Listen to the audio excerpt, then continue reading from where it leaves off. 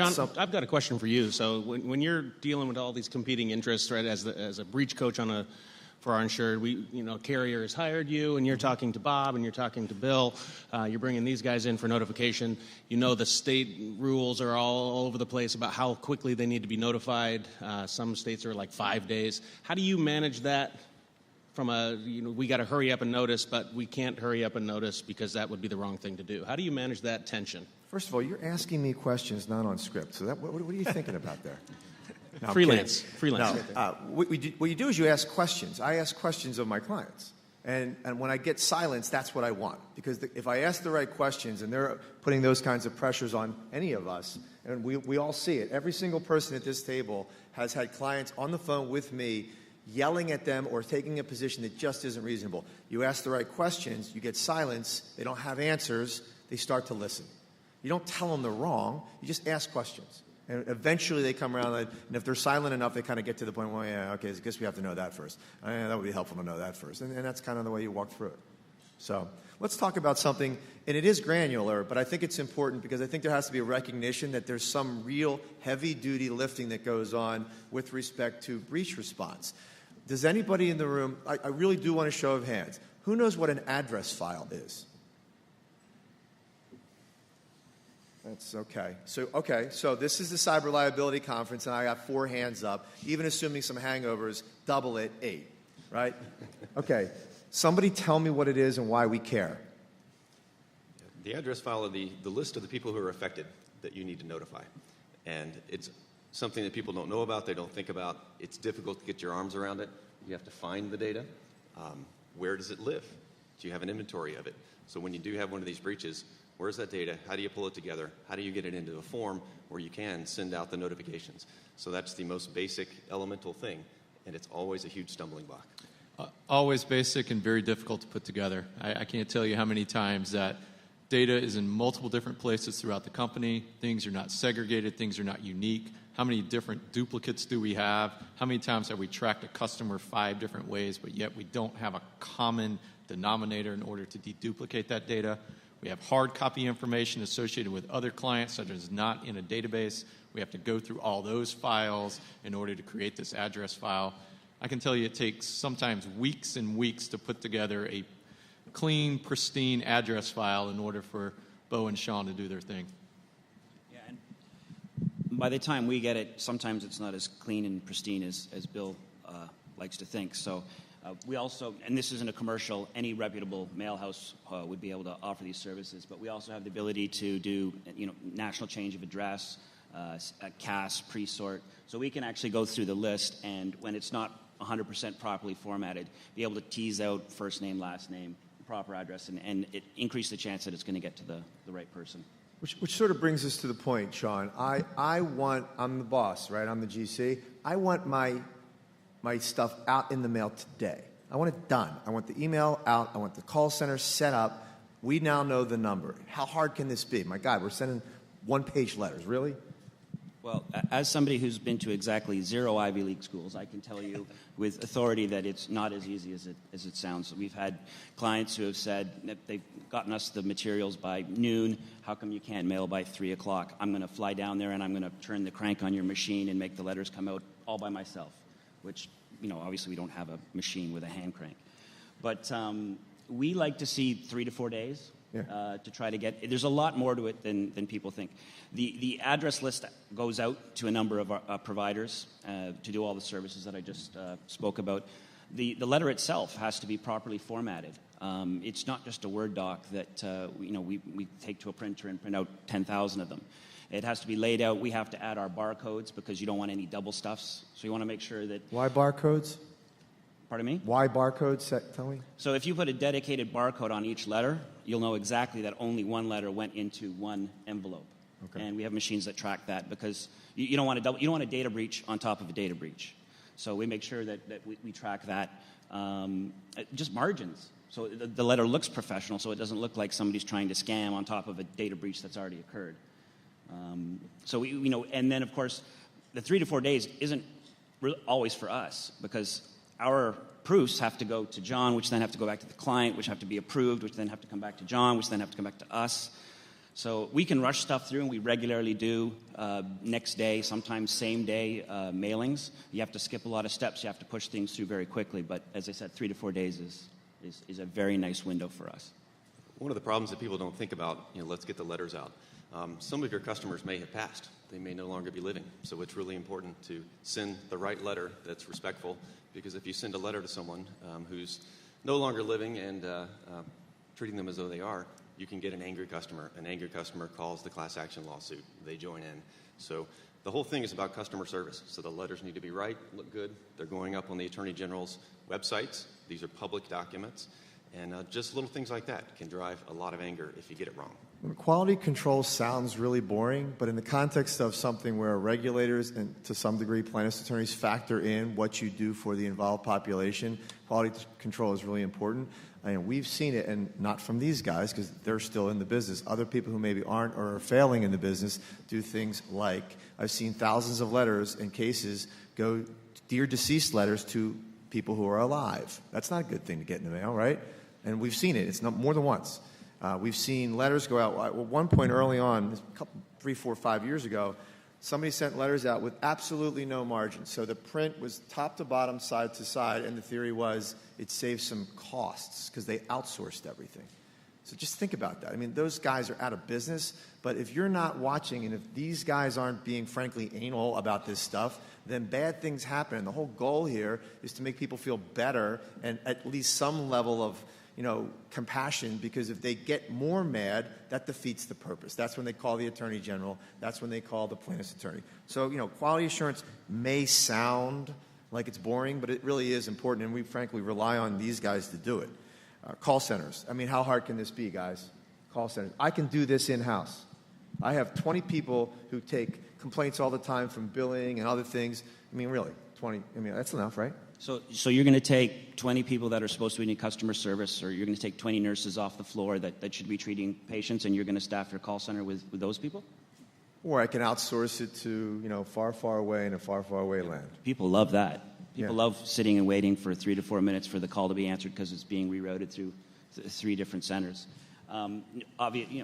Being facetious, but our call center is dedicated strictly to data breach. That's all that we handle.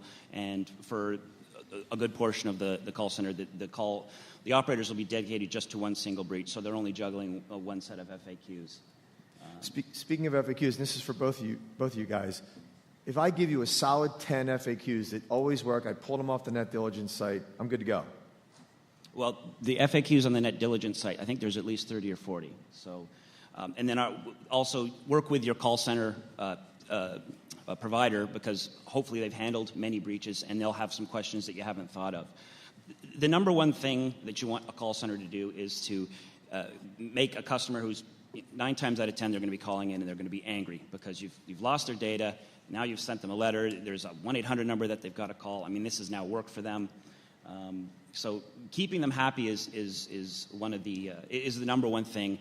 The more FAQs you've got, the more questions you can answer, the happier they're going to be. The number 2 thing is you really want to limit the number of escalations that are going back to the client. So with every call center, there's always the ability, if the customer is absolutely upset and they want to talk to somebody at the company, we give them that option. You want to keep that number as low as possible, because if you've got a breach of 400,000 or 500,000 people, an escalation rate of 5%, I'm not very good at math, but anyway, that would be a lot of calls that the company then has to handle. So the more FAQs you have, the lower the escalation rate's going to be, and you're going to have a happy breach customer as well as the affected individuals. So if you send out 10 or 150,000 letters, an expected wait time on a call, I would imagine, 3 or 4 minutes is fine, because you've got a lot of volume to deal with, and is that the standard?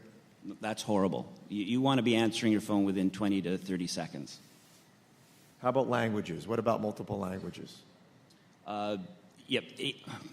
Data breaches, you'd hope it's just English. If you're, a lot of them, especially if you're southern states, it's English and Spanish. You've got a Canadian breach, potentially you've got English and French. What we have, again, I'm not a commercial here, but what we have is we have access to the AT&T language line, and they can handle up to 140 different languages. So it's a bit more work. You have to get an operator on the phone who figures out what language it is, and then they forward it on to an operator that can work as an interpreter. Bo, one of the things that that I see and hear constantly whenever we talk to any Attorney General's office, and we do it almost every day, and on the initial call, there's always the follow-up. On the initial call, minimum 2 questions every single time, and it's relevant to at least 2 folks up here. One is, did you get independent forensic confirmation of these facts? They don't trust your IT because they figure they're compromised. And frankly, they don't trust people that you regularly do IT business with because they have a business flow from you, and they're not going to be viewed as quite as objectively. So those are that's question one. The second question really goes to you, Bo, and every single one of them asks us, are you offering credit monitoring? And what you want to say, of course, is no, because you don't require it under your statute, but you're not going to say that one. So you say what? Is that the ideal solution? It isn't. We really recommend staying away from credit monitoring unless you've lost Social Security numbers. If you haven't lost that, there's no way that someone can go open a credit account. So we see this particularly now in retail. People think if you lose a credit card, oh, I need to provide credit monitoring. But you can actually do more harm to your reputation. You can end up with a nasty Consumer Reports article that happened to one company recently, calling them out for creating a false sense of security.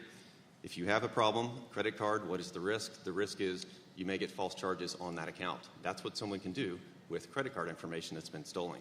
What they can't do is go buy an automobile by opening a new line of credit at a different bank. If they don't have the social, they can't do it. So it's really important to think about what was the risk that was created and then what's the appropriate remedy. And we have these conversations with the AGs a lot, and if you stop, there's an automatic habit, credit monitoring, but it's really more complicated than that. And there are now products that support, if you lose usernames and passwords, there's products for that. If you lose credit cards, there are products and services that are appropriate for that. The simplest thing in the world, which is even free, you don't have to spend a nickel on it, just help these customers turn on the account alerts that they have at every single bank. So you can get an email, you can get a text every time there's a charge on your credit card. That's the monitoring you want. It's free. It solves the problem. And you don't have to create this risk for yourself that you're telling people credit monitoring is what you need, and then quickly they and folks like Consumer Reports realize that's not what you need. You're misleading me. That creates a problem. So the Attorney Generals are starting to get clear on this as well, but it's very much a habit. Even in this room, we all call it credit monitoring. But what it is identity protection.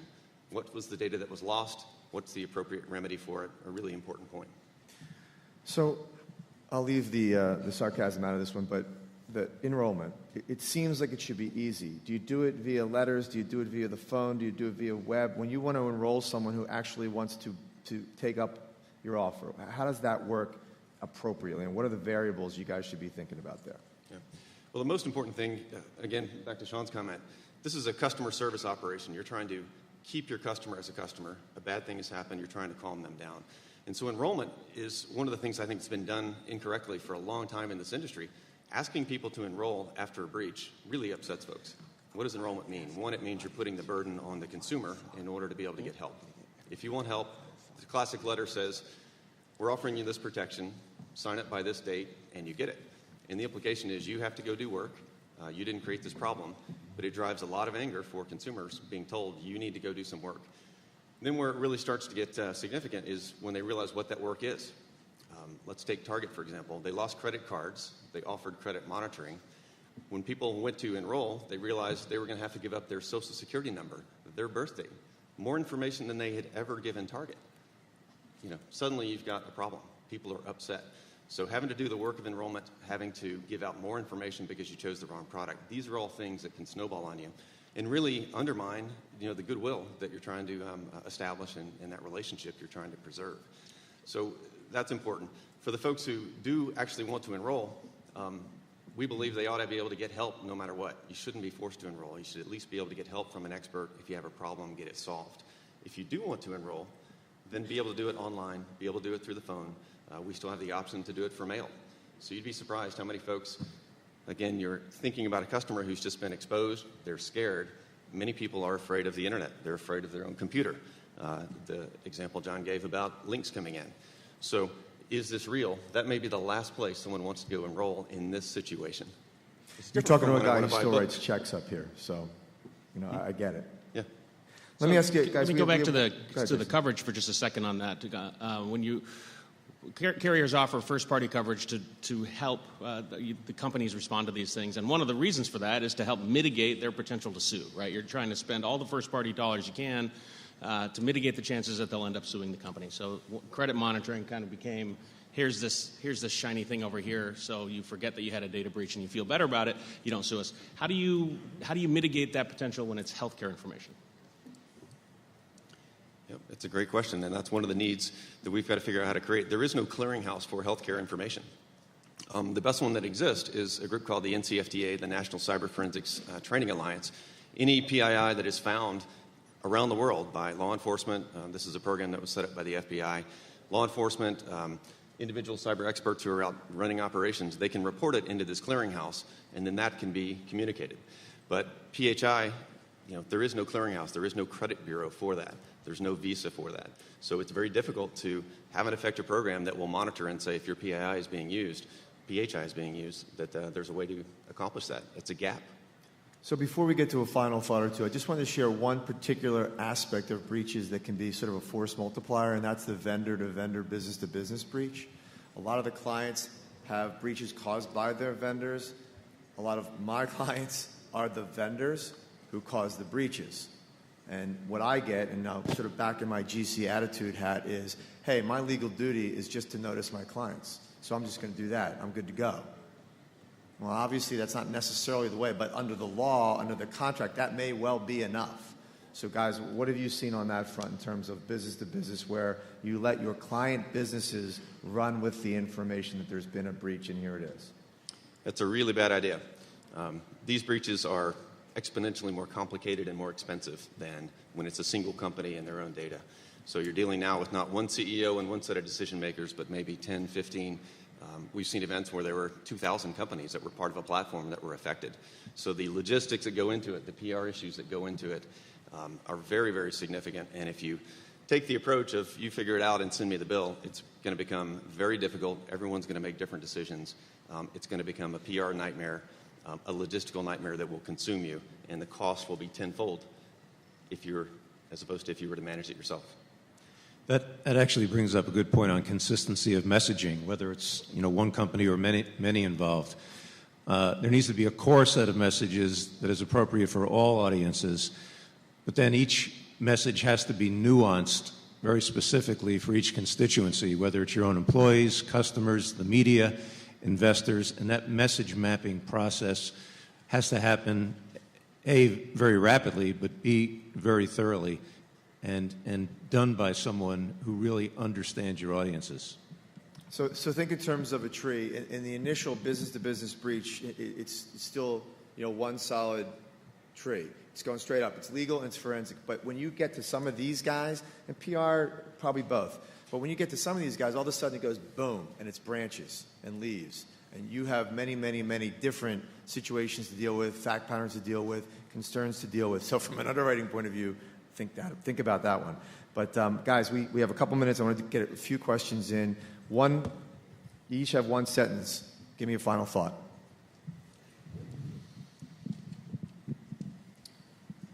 It's only going to get worse. Please don't call me on day 59 of a 60-day deadline. And we'll help you out, of course. It's all about the exercise of judgment. All of public relations can really be reduced to three questions. What to say, if anything, who to say it to, if anyone, and when to say it, if ever. And you need someone who's exercised that kind of judgment successfully time and time again. Paragraph, sentence, whatever. Go ahead, Bo. I thought a lot of this just comes down to customer service. You're trying to preserve a relationship. It's an important relationship. Your customers are your number one asset. And so when you think about and you're having to make all these different decisions, keep your customer, at the front. What would you want if it was you? Jason? I see. I'm the insurance guy here, so I have to say something insurance related. I see a cyber policy as a retention for all these experts. Right, the company is really good at making widgets. They're not really good at handling a data breach. So get a carrier involved that can get these experts on your side. I think we are done in terms of our conversations, but I think we have a minute or two. Jane, you want to? Any questions? George?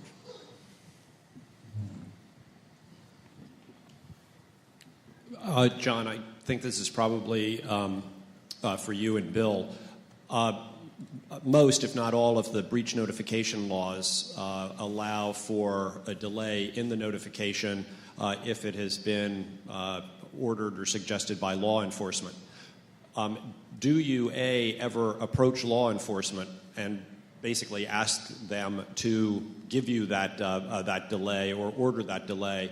And either way, do they ask for the forensic, an estimated time for forensics to do their work as to how long that delay may be? So we include law enforcement in virtually every breach. There's almost no downside from a PR point of view, even if they're not in the end going to do that much. It never hurts to tell your clients you're working with the feds or local law enforcement or both. So that's one. We probably handle 200 breaches a year. I would say we might have that scenario play out once. They just don't do it. And when that does happen, it tends to be, although not always, I can think of two happening in the last year or two, so two.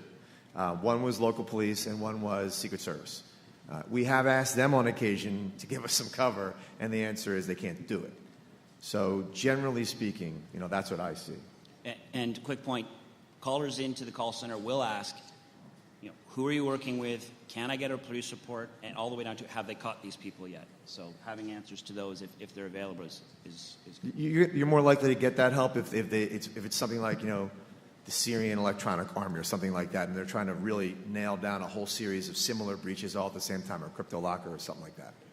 And it's going to depend what law enforcement's objective is. There's a lot of times that they don't want you to go public because they're still actively working the case. And this particular could be a cyber gang that's also targeting other companies that are out there. So once you have law enforcement on the phone, they actually will ask, we don't want you to share certain information out in the public domain. We want you to keep that confidential. We want you to work with us before you release that type of data. So and a lot of times, I'm feeding law enforcement information. I like it when they can feed me information. Therefore, it makes my job a lot easier. Does that answer your question? Okay. Joe? Yes.